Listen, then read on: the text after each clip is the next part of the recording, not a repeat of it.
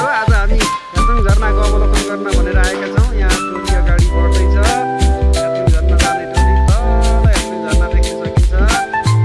यो चाहिँ सम्दुर गाविस र इसिदुरको एकदम सङ्गम स्थलमा रहेको यातुङ झरना हो। झर देखिन्छ तल साथी हो।